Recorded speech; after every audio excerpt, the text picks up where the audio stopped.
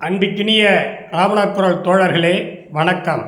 நான் உங்கள் குரு ராஜாராமன். இன்றைய பத்திரிகையில் புதுச்சேரி காவல்துறைக்கு இந்தியாவிலேயே மிக உயரிய கௌரவமான விருதான நிஷான் விருதுக்கு தேர்ந்தெடுக்கப்பட்டு நமது மதிப்புக்கும் மரியாதைக்குரிய இந்திய குடியரசுத் தலைவர் கையொப்பமிட்டுள்ளதாக செய்திகள் வந்திருக்கின்றது. இத்தகைய விருதை பெறுவதற்கு புதுச்சேரி காவல்துறைக்கு சிறிது கூட தகுதி கிடையாது என்பதை நிரூபிக்க நான் தயாராக இருக்கின்றேன். ராவணர் குரல் சார்பாக ஊடக நண்பர்கள் எதிரேயே குரு ராஜாராம் ஆகிய நான் விவாதத்துக்கு தயாராக. என்ன விவாதம் என்றால், இந்த புதுச்சேரி காவல்துறைக்கு நிஷான் விருது பெற கொஞ்சமும் தகுதி இல்லை என்பதை நிரூபிக்க தயாராக இருக்கின்றேன். காவல்துறையின் உயர் அதிகாரிகள் யாராக இருந்தாலும் ஊடக நண்பர்கள் எதிரே வாதிக்க தயாராக இருக்கிறார்கள் என்பதை நான் சவால் விடுகின்றேன். குறிப்பாக இவர்கள் செய்த இரண்டு குற்றச்செயல்களை மட்டும் நான் குறிப்பிடுகின்றேன். தற்பொழுது மேட்டுப்பாளையம் காவல் நிலையத்தில் உதவி ஆய்வாளராக பணிபுரியும் ரமேஷ் என்பவன் ரெட்டியார்பாளையம் காவல் நிலையத்தில் 2016ஆம் ஆண்டு பணிபுரிந்த போது குற்ற எண் 107/2016 என்ற கைது செய்வதற்குள்ள அல்லாத ஒரு வழக்கில் நீதிமன்றத்தின் எந்த அனுமதியும் இல்லாமல் முதல் தகவல் அறிக்கை தயார் செய்கின்ற ஒரு முட்டாள் எஸ்ஐ தான் அவன். அப்படிப்பட்ட அவன் அந்த வழக்கில் கைது செய்யவே கூடாது, அதையும் மீறி 2 நபர்களை கைது செய்து பல மாதங்கள் காலாப்பட்டு சிறையில் சட்டவிரோதமாக அடைக்கின்றான்.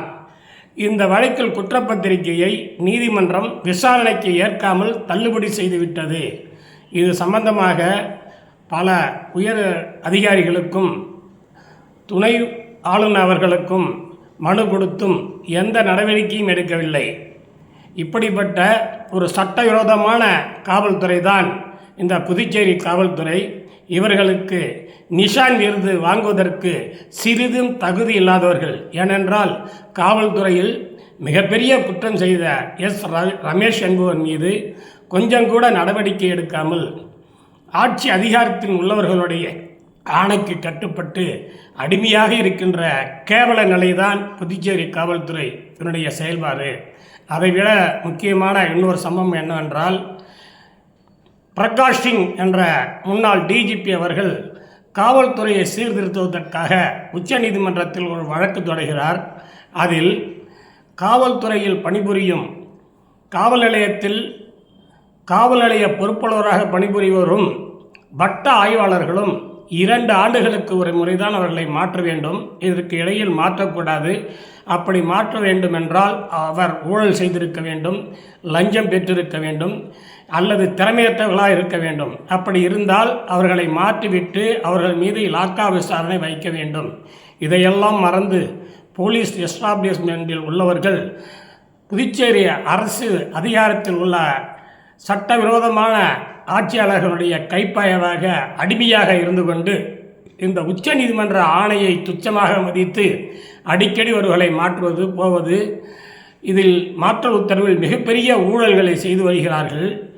மேலும் பல குற்றச்சாட்டுகளை ஊடக நண்பர் எதிரே காவல்துறை உயர் அதிகாரிகளோடு ராவணர் குரல் இயக்கத்தின் தலைவர் என்ற முறையில் ராஜாராமன் விவாதிக்க தயாராக இருக்கிறேன். காவல்துறை உயர் அதிகாரிகளே, நீங்கள் தயாரா? நிஷான் விருது பெறுவதற்கு உங்களுக்கு யோக்கியதை இல்லை என்று மீண்டும் சவால் விடுகிறேன். சமூக ஆர்வலர்களே, சட்டமன்ற உறுப்பினர்களே, மாண்புமிகு முதல்வரே, இந்த நிஷான் விருது பெறுவதற்கு காவல்துறைக்கு எந்த விதமான யோக்கியதையும் இல்லை என்பதை நான் நிரூபிக்க தயாராக இருக்கிறேன். நீங்கள் இந்த விவாதத்திற்கு காவல்துறை உயர் அதிகாரிகளை தயார் செய்யுங்கள். நான் எப்போது வேண்டுமானாலும் தயாராக இருக்கிறேன் என்பதை தெரிவித்துக் கொள்கிறேன்.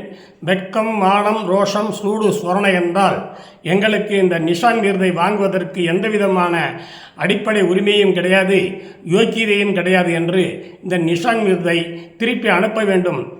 நியாயமான அதிகாரிகளாக இருந்தால் அப்படி செய்வார்கள் என்று கேட்டுக்கொண்டு விடைபெறுகிறேன். விரைவில் காவல்துறை உயர் அதிகாரிகளோடு விவாதத்திற்கு நான் தயாராக இருக்கிறேன் என்பதை தெரிவித்துக்கொண்டு விடைபெறுகிறேன். நன்றி, வணக்கம்.